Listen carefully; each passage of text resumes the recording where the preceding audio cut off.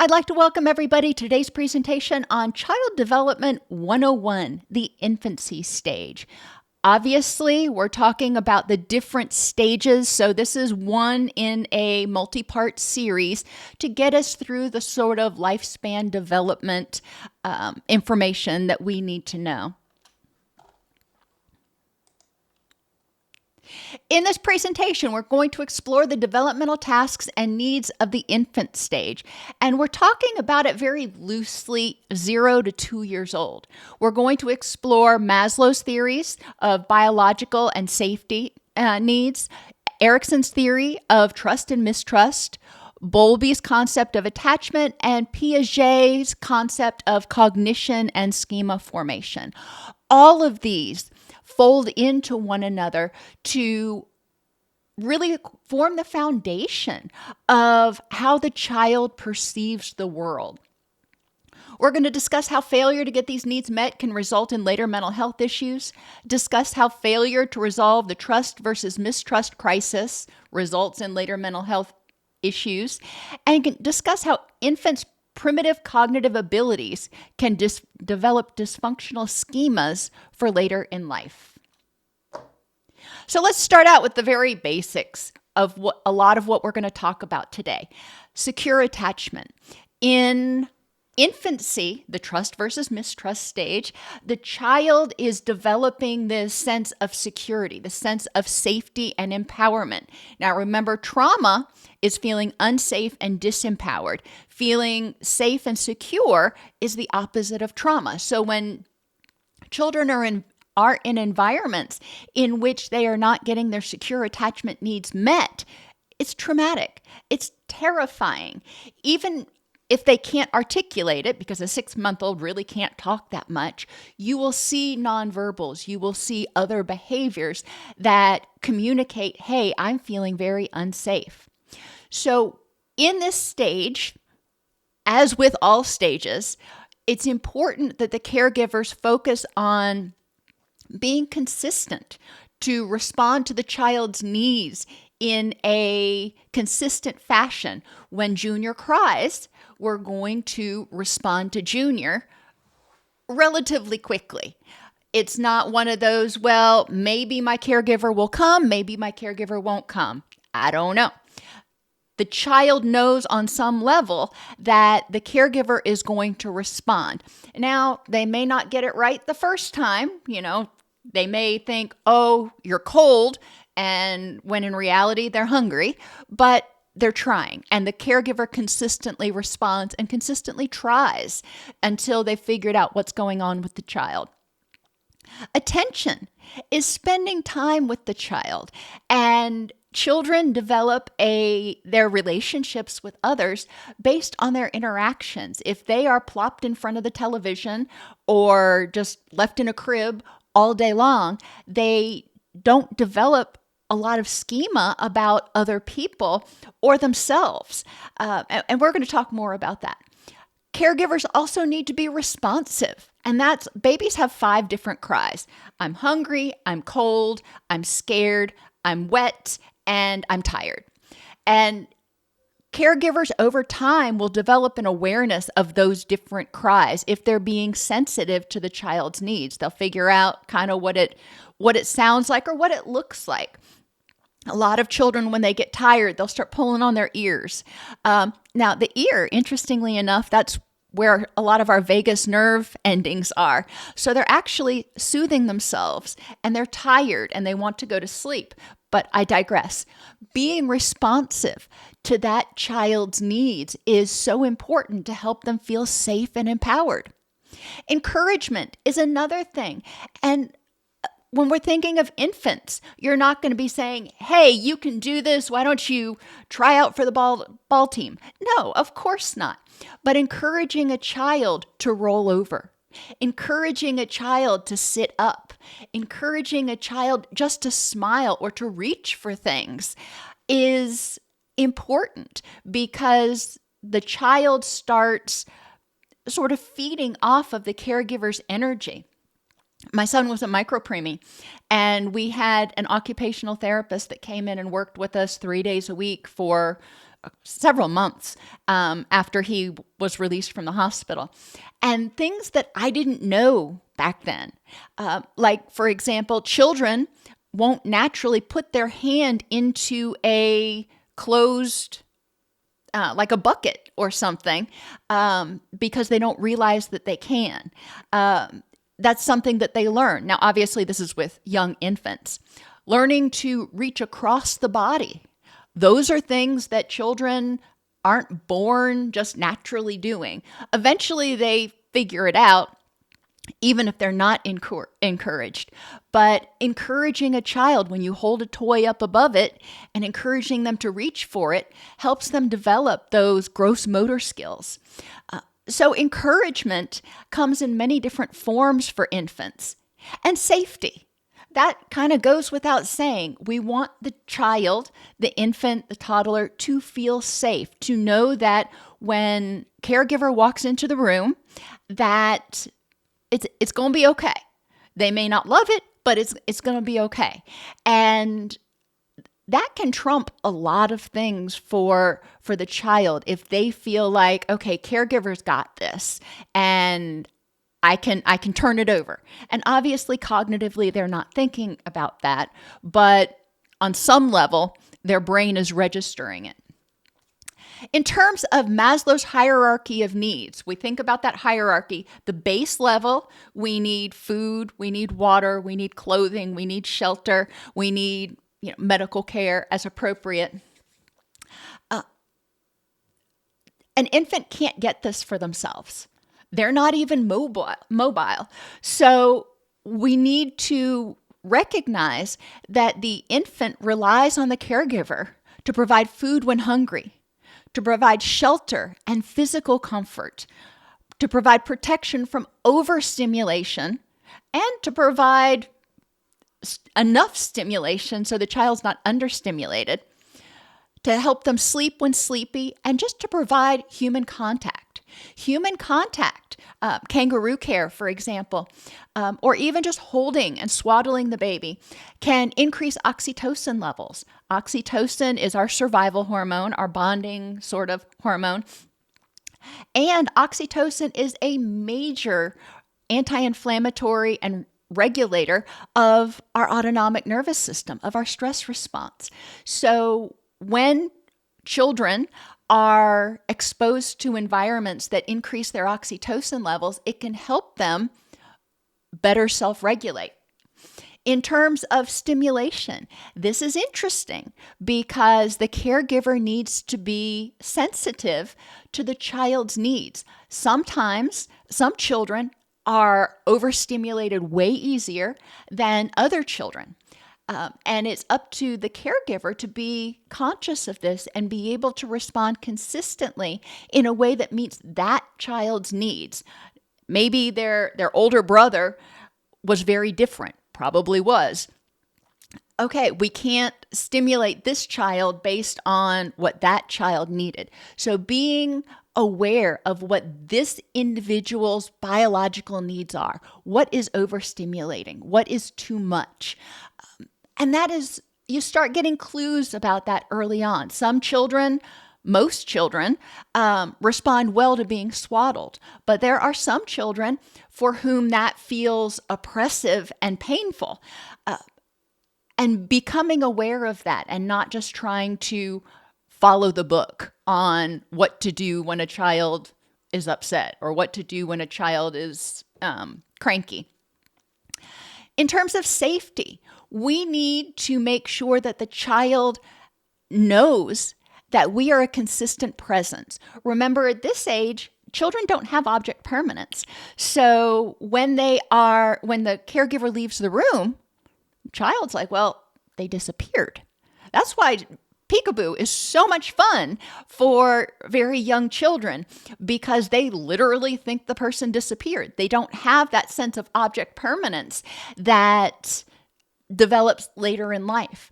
And a consistent presence. When they cry, caregiver magically appears again. Oh my gosh, I have a sense of control.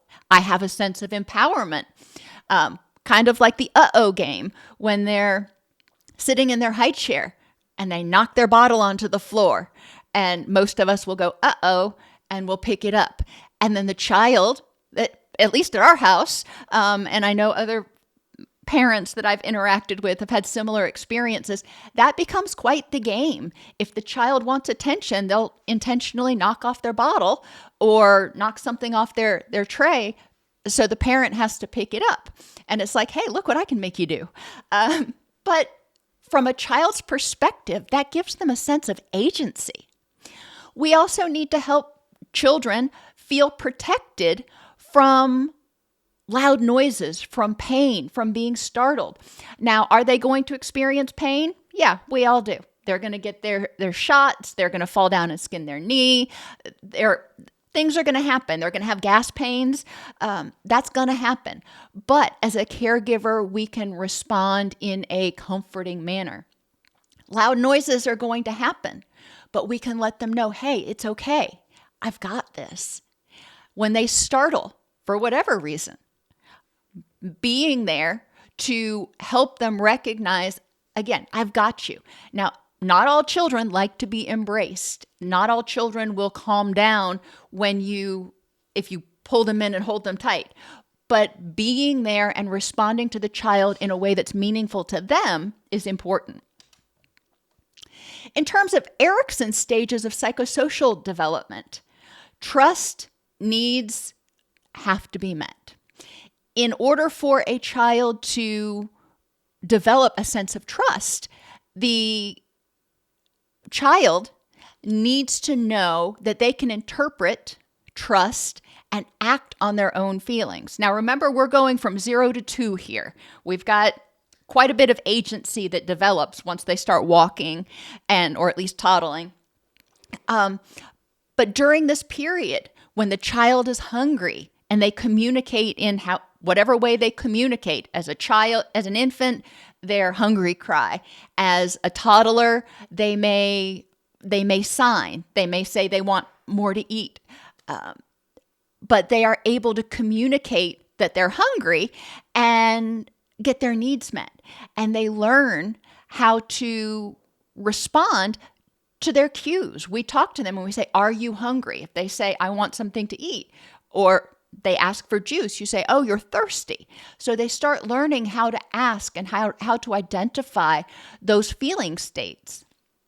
This helps them develop a great sense of self-confidence. Hey, I had a problem. My belly was hungry, and I said I was hungry, and caregiver gave me food, and lo and behold, I'm not hungry anymore. I did that. Now, again, they're not thinking it through quite that literally, but they're learning. They develop the belief that others will help them fulfill their needs. This gives them a sense of hope. When they're small, they're not going to be going into the refrigerator and making themselves a meal. That's just not going to happen. The caregiver is going to do that. So if I'm a young child and I tell my caregiver, hey, I'm hungry, in whatever way I communicate that, my caregiver is going to help me do that if I can't do it for myself. They develop a sense of self-reliance. As they get older, they develop curiosity and a sense of self-reliance. Even once they start scooting, maybe not even crawling yet, they see something that they want and they start scooting towards it. They start, doing that belly crawl. And they've learned that, or they start to learn that when there's something that they want, a lot of times they can get it and they can rely on themselves to either do it themselves or to get somebody else to do it for them. It's like, hey, I'm powerful. They become comfortable with attention. When they trust others, they're not worried that other people are going to harm them. They're not worried that something bad is going to happen. People can pay attention and they feel confident enough in themselves and empowered enough that they can protect themselves, that they start feeling comfortable. And of course, an 18-month-old cannot protect themselves from an adult in like fighting them off or something. But an 18-month-old, if they get scared, they can cry. They can make all kinds of racket and somebody's going to come and rescue them. So they start to become comfortable. They start to develop the ability to be alone. Now, remember that object permanence really hasn't started to develop until way late in this process. But they can wake up in their crib and they have developed a sense that they're safe in that environment. And unless they're cold or wet or hungry, a lot of times younger children, they'll wake up and they'll just sit there and play with toys or look at their mobile or whatever they do in their crib very happily for a while. Not all children wake up and start, crying right away, because they wake up and they're like, hey, I'm safe. There's nothing to be worried about. Oh, look at that over there. And they're content. When they trust themselves, when they trust their caregivers, they feel safe. When they feel safe, their stress response is not hyperactivated. They're not in fight or flight. So they're content. They're just like, all right, I'm just kind of chill. And that's what we're hoping for. If they don't get these needs met, they develop an inability to trust their own instincts, urges, or feelings. They develop a reliance on others to tell them what they need. Maybe they think they're hungry, but their caregiver says, no, you're just tired. I'm going to put you in bed and you're going to cry until you go to sleep. They have an inability to trust others to be supportive of them meeting their needs. They have discomfort and craving of attention because there's a lot of abandonment fears, but there's also a lot of fear of other people. So it's this push-pull. We see a lot of disorganized attachment. And there's irritability and anxiety. Well, of course, if somebody is feeling unsafe and powerless, if their stress response is triggered, then they're going to be irritable and anxious. Moving on to Piaget. So we have Maslow, who talked about the basic needs. We have Erikson that talked about trust and mistrust. Now we have Piaget. We're moving on to cognition. And in the sensory motor period, children do not yet have object permanence. I know I've said that like 6 times already, but it's important. Think about how scary the world would be if, when something wasn't in your sight, you thought it just ceased to exist and you didn't know if it would ever come back. That could be kind of stressful. So children do not yet have object permanence. They also don't have much of a frame of reference, so they rely on caregiver feedback. When caregiver is freaking out, then the child is going to pick up on it, and the child is probably going to freak out, or if they're already distressed, they're probably going to escalate or be inconsolable because they're picking up on the messages that are being sent out by caregiver. Schemas, or our mental shortcuts formed during this time, rely heavily on whether needs were adequately met. If their needs were adequately met, then the child develops the beliefs that, hey, I can get my needs met, I'm safe, and I'm empowered. If their needs weren't met, then they develop the beliefs that I don't know when my needs will be met or if they'll be met, and I don't feel safe and I don't feel empowered. So you've got 2 different perspectives for how people interpret the world. And when you're knee-high to a grasshopper, there's a lot of stuff to interpret. And they're learning, they're taking things in, they're absorbing things like a sponge. But if they're absorbing it through that lens of trauma, then the world just naturally feels like a scarier place. They're going to notice the threats a lot more. If they're absorbing it through a secure lens, then they're going to notice more of a greater breadth of the stuff that's out there. They're going to notice the good. They'll notice the bad, but they're also going to notice the good. Moving on to John Bowlby. I know we've already been talking about attachment, but you can't talk about attachment without actually talking about Bowlby. Securely attached infants are easily soothed by the attachment figure when they're upset. Well, let's think about what is going on there. The infant, when they see the caregiver, they remember when that caregiver's been there before. They may not have object permanence, but they remember people. When that caregiver shows up again, they remember who that is. And they remember that person as either being safe and comforting or not safe and not comforting. So if the attachment figure, if the caregiver is consistent, attentive, responsive, encouraging, and safe, then when they walk in the room, the child is going to have that sense of, okay, it's all going to be okay, because when this person shows up, then it's all good. I may not understand why, but I understand that it's going to be okay. The caregiver in these situations is sensitive to the child's signals and responds appropriately to their needs. That goes along with that consistency and responsiveness. Insecure or avoidant infants are very independent of the attachment figure, both physically and emotionally. Why would they be independent of the attachment figure? Well, because when that attachment figure shows up, it's either going to be unpleasant or inconsistent. Every once in a while, it may be positive, but a lot of times when we see avoidance, we see the infant basically blocking out the caregiver, trying to create an imaginary wall because that person is unsafe in some way. They tend to not seek contact with the attachment figure when they're distressed. They're like, well, they just make it worse, so why should I bother seeking them out? These caregivers are often insensitive and rejecting of the infant's needs and are often unavailable during times of emotional distress. Which again, the caregiver, when the child is feeling distressed, if the caregiver doesn't show up, they're like, oh, what do I do? If the caregiver shows up and gets angry with them or is totally stressed out themselves and can't be responsive and help them downregulate, then it just feels like even more negative energy, even more intense distress piled on what they were already experiencing. And they're like, I can't take it, back off. We need to recognize what these attachment behaviors are actually communicating.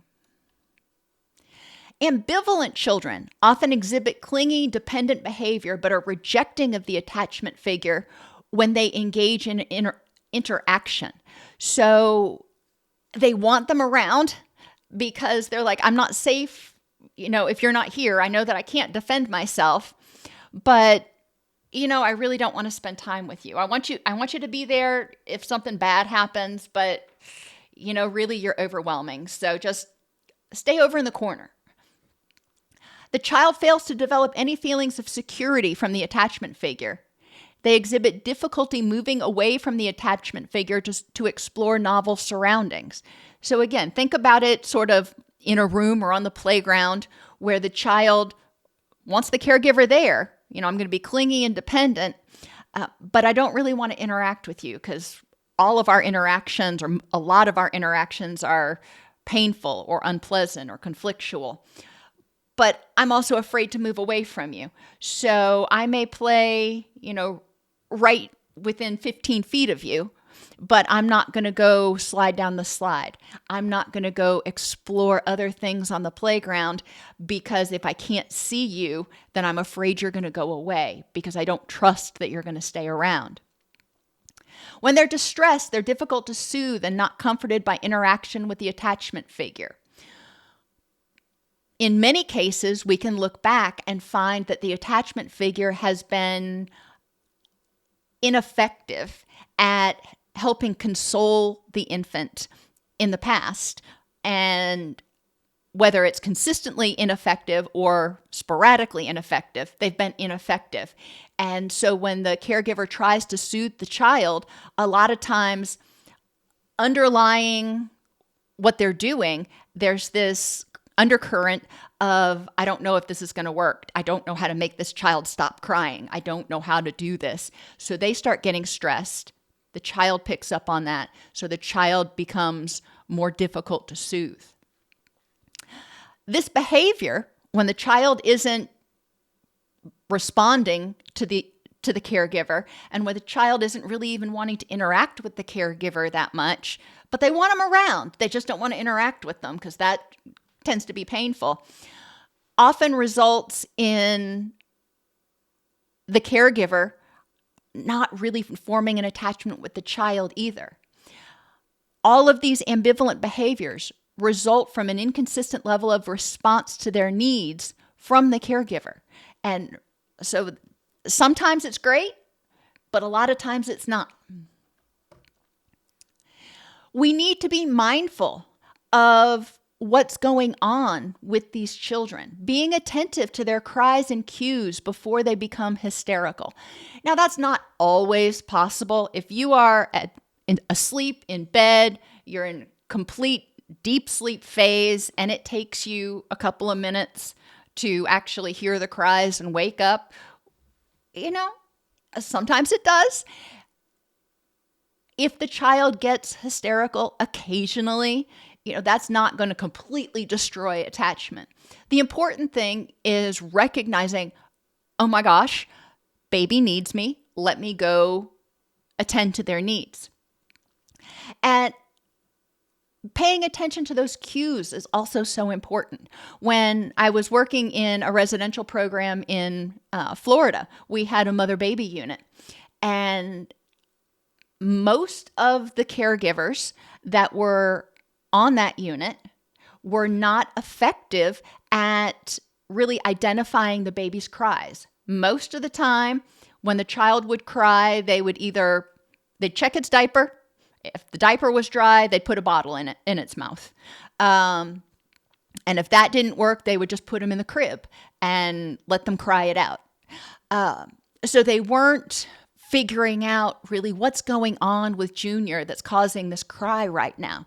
And eventually, babies, they will, quote, cry it out, so to speak, because there's a innate, if you will, it's not really a reflex, but response. When the child cries for long enough and their cries are not met, they suddenly become quiet because they realize that their protector is not coming. So they want to be quiet. They want to be small. They want to hide from the danger. And we see this in animals, not just humans. We see this in animals where the babies may cry for their mom to come and nurse them. But if mom doesn't come, they don't continue to cry. They become quiet because that's the safe thing to do. So crying it out is, a lot of times the child will get to the point where they just give up. And they're like, well, it's not safe to cry because I could bring on danger. So I guess I just need to suck it up. And think about how that feels for the child, how hopeless and powerless they must feel. But I digress. Accept the baby's needs as they are and provide a validating environment. This is another one of those things that children don't fit into this nice manual where when this happens, you do this, and when this happens, you do this. No, it doesn't work that way. There are some children who want to be held and rocked. There are other children who want to have a little more space.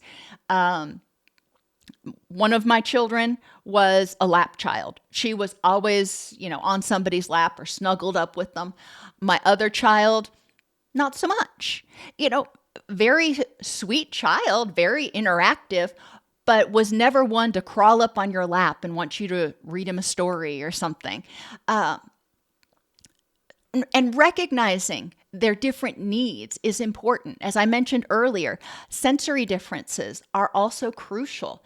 Some children need a little bit of stimulation, others not so much, or they can become overstimulated very easily. When my son was born, he spent several weeks in the neonatal intensive care unit where there is constantly noise. There's beeping and buzzing and people moving around. And when he came home, he actually slept better if we went about our business than if we had it quiet enough you could hear a pin drop. My daughter, on the other hand, did a lot better if it was very, very quiet. So sometimes children adapt, and we need to recognize that not every child is going to feel safe in the same environment, and we need to be sensitive to their needs. We need to be consistent in our parenting. If when they cry, or when they are hurt, or when they're in need, we need to be responsive. Not 60% of the time, not 70% of the time, 100% of the time. We may not always be able to fix it, but we need to let them know, hey, we're here. And especially at this young age, when, again, if we're not literally within eye shot, they don't know if we're even still there anymore. So coming back and just being in the room for some children is enough that they're like, okay, all right, caregiver's here. We need to be consistent in how we respond to what they're doing and engaging with them on a consistent basis. We need to learn how to calm ourselves as caregivers, whether you are a babysitter or a child care worker or a counselor working with young children or a caregiver. We need to learn how to downregulate our own stress response because they sense it. When your heart rate is higher, when your breathing is faster and more shallow, all of those physiological signs of stress, children pick up on. And when you're stressed, they're going to be stressed. When you're holding a baby, a lot of times your rhythms are going to sync up. If your heart rate is slow, their heart rate will go down. If your breathing is slow, then their breathing will eventually go down. Their sympathetic nervous system is going to kick in. They recognize from the great big caregiver that, hey, it's okay, and I'm safe now. And again, caregivers got it. When we have a calm parent, we have a calmable baby. If it doesn't mean the baby's always going to be calm. Oh my gosh, I remember when Sean, he had gastric reflux, and he would cry until we got it diagnosed, which in and of itself was a challenge.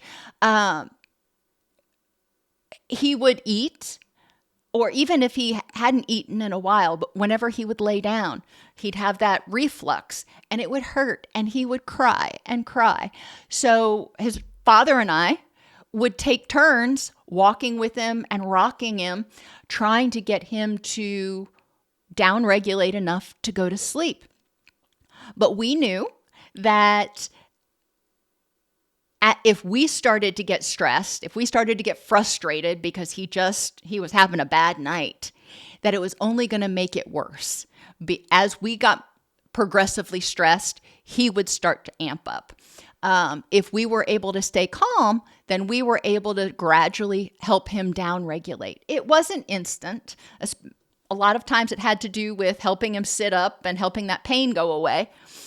But he knew we were going to be there and we were going to try. And we weren't going to project this stress, if you will. You know how when you walk into a room and people are like super stressed, you can just feel it. You can cut the tension with a knife. Well, kids pick up on that too. Even if they don't know what it is, they pick up on it and it can feel very scary. We need to keep a routine to help set babies' circadian rhythms. Now, what does this have to do with developing trust? Oh my gosh. Well, when our circadian rhythms are out of balance, then our stress response is on. When our stress response is on, then we tend to be more irritable and cranky, as well as sleepy and some other things. So helping the baby keep their circadian rhythm set helps reduce stress on the body and helps reduce activation, unnecessary activation of that stress response. It helps regulate when certain hormones are going to be released in their body for feeding, for example, and digestion, and sleep as well. You know, when the melatonin is going to be released. That is very helpful for helping the baby feel safe, helping the baby feel calm. Because if their circadian rhythms are out of whack and their stress response is constantly on, even if it's just on a little bit, that means the baby is constantly feeling unsafe, even if just a little bit. And that can disrupt trust. Try to view the world from the baby's eyes. This is something that, I thought was kind of silly at first, but recognizing what can be scary is very different when you're laying on your stomach on the floor as opposed to when you're standing up 5 feet in the air or 6 feet in the air. A dog, even a Cocker Spaniel, looks really freaking big when it's coming at you and you're 8 pounds immobile and, just laying there. You kind of feel like you're bait sometimes. So viewing the world literally from the baby's eyes, getting down on their level and seeing what you see and seeing what it looks like. Tables even look a lot bigger when you're laying down on the ground. But also through the baby's eyes, through their perspective.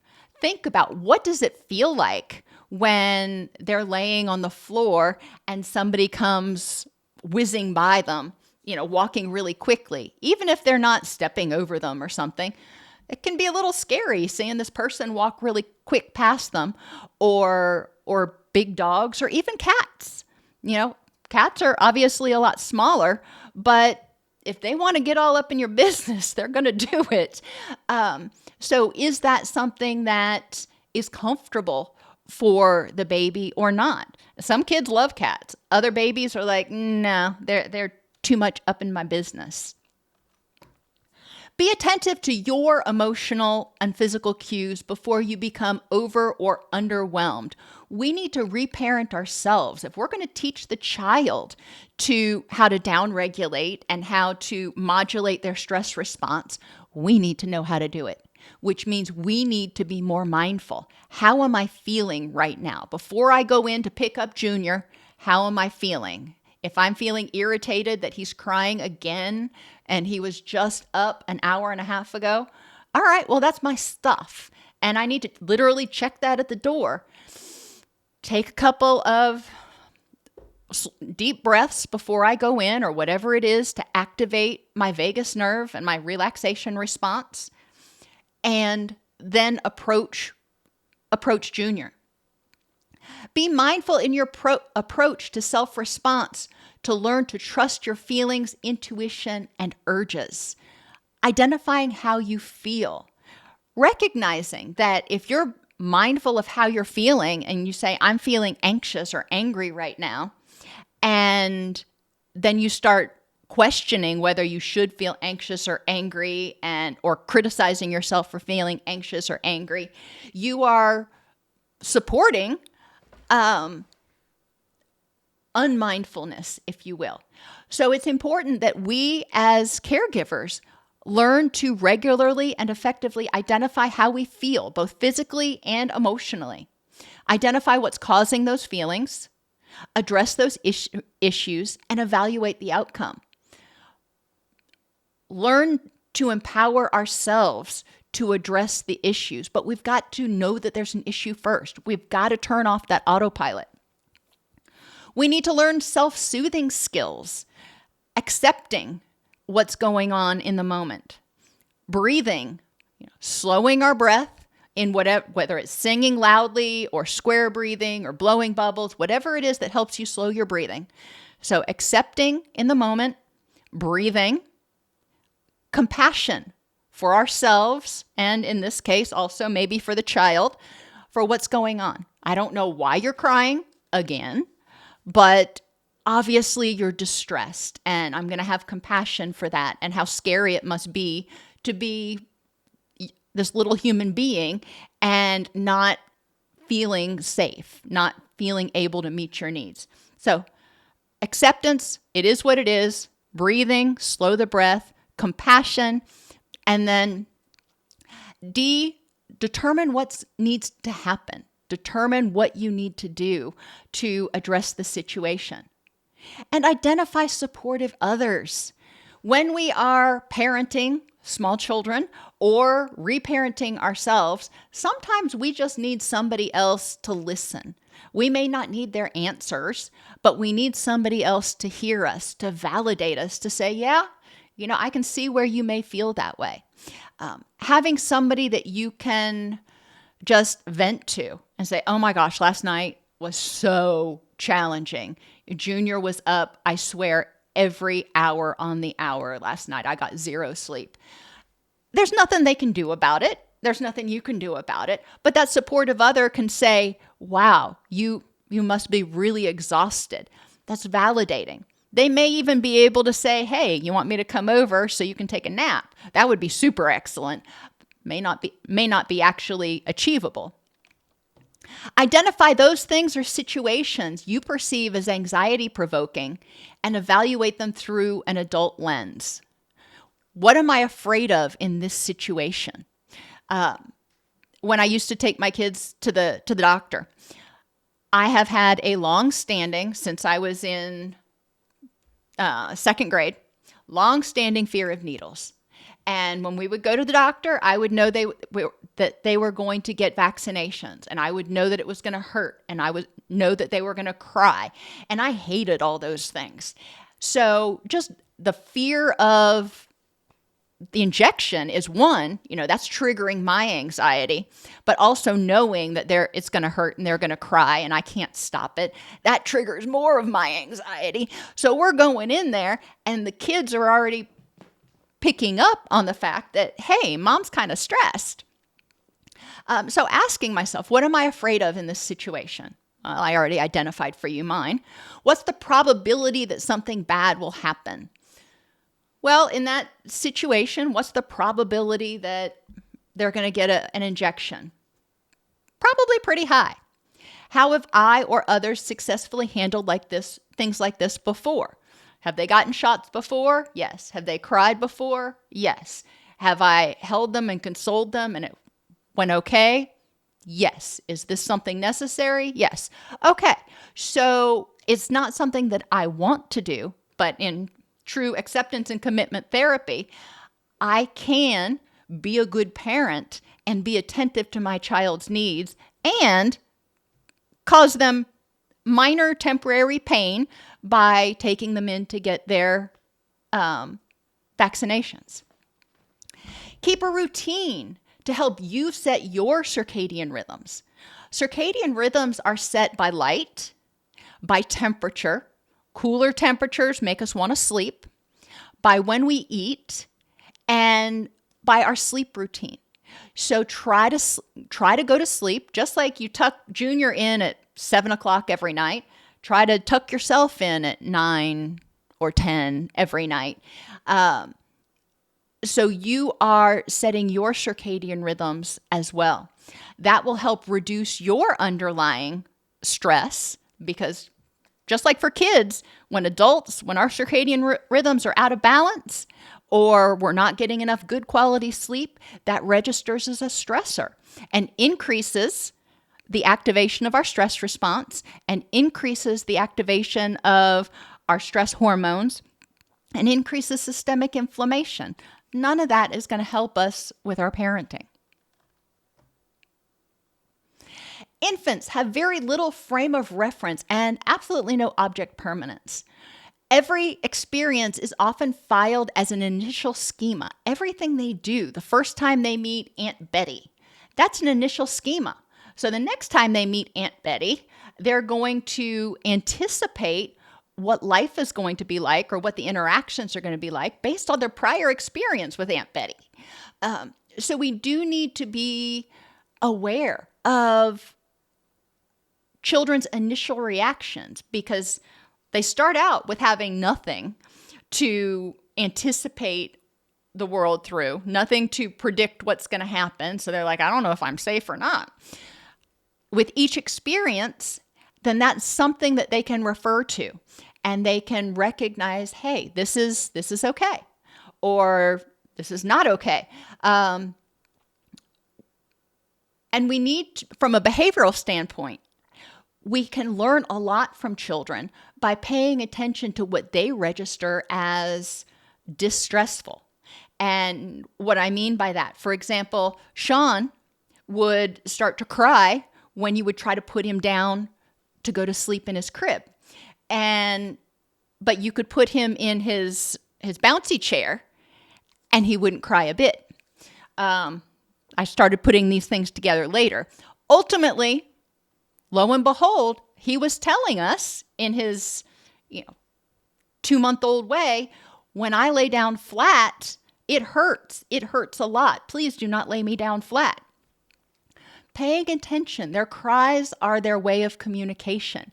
If they yawn, a lot of times when you try to approach them, that may mean they're tired, or that may mean they're getting overstimulated and you need to back off. Yawning and averting their gaze are two things that children will do when an unsafe person comes, or animal, comes into their space. They're like, no, just go away. And we want to be aware of that. Sometimes we can be very well-meaning, and you have that family member, which probably is me, who sees the baby and we're so excited to see them and we're like, oh, and we start talking baby talk and, doing all kinds of movements. Y'all know I just gesticulate a lot anyway. And the kid may be like, oh, wow, somebody get that woman away from me. And being sensitive to the child's reactions. If they are locked on and seeming to be engaged, that's great. But if they start acting overstimulated, it's important to back off, because they are learning in that experience, in that moment, whether you're a safe person, whether you're going to overwhelm them or not.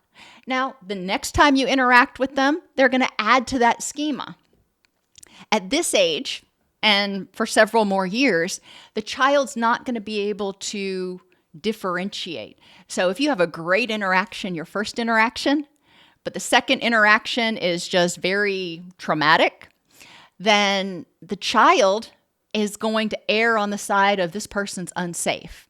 They're not able to say, well, in this circumstance, Aunt Betty is super awesome. But in this circumstance, if we see Aunt Betty, we want to try to, shut down. They can't determine, they can't differentiate one from another. It's all or nothing. Aunt Betty's safe or Aunt Betty's dangerous. And from a survival standpoint, most organisms default to, if there's a possibility of danger, we're going to expect danger. Infants and young children are learning how to get their basic biological and safety needs met. They know what they are. They know when they're wet. They know when they're cold, but they may not be able to articulate that. And by communicating to their sensitive, responsive caregiver, they start learning, hey, when I feel this way, I need a blanket, or I need to have my diaper changed. There are a lot of things children can learn. Failure of the caregiver to consistently respond may cause the child to not trust themselves. I thought I was hungry, but they told me I wasn't, and eventually the hunger went away. Well, yeah, eventually the hunger does go away, but that's not because you weren't hungry. It's because the circadian rhythms just kind of moved on. They learn to not trust others.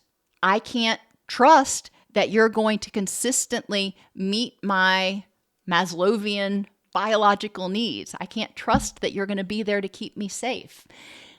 They may be unable to identify their own needs because they're being told, this is what you need. You think you need this, but that's not it. This is what you need. And for a lot of people, not just infants, when they're upset, one of the things that caregivers may default to is food. So you're not scared, you're not whatever, you're hungry. So a lot of people or children grow up, their default response when they feel discomfort of any sort is to eat, because that is what they were taught to do to self-soothe growing up. And that's something we need to address later on. And in addition to teaching alternate ways to respond, we need to help them identify, what exactly are you feeling? Are you hungry? And I struggle with that even to this day. When I'm bored, when I'm stressed, and when I'm tired, my default response is to eat. And I need to stop when I go in the kitchen and ask myself, am I actually hungry? And a lot of times I check one of those three things and I'm like, no, I'm just bored or whatever. And yes, I can redirect my behavior, but the child needs to learn how to stop, become mindful, and determine what they actually need. And when the child doesn't trust themselves, they don't trust others, it leaves them feeling hopeless and anxious in a very unpredictable, very scary world. As I've said in many, many other videos, children can't just say, well, this place is not very safe or healthy, so I'm going to pack up, move out, get an apartment, and I'll see y'all later. And an 8-year-old can't do that. An 8-month-old most certainly can't do that. So the child feels terrified most of the time, which is why we need to make sure that we are present emotionally and physically for children, for infants, as they are developing their core schema, their core beliefs about themselves, about others, and the world. Are there any questions?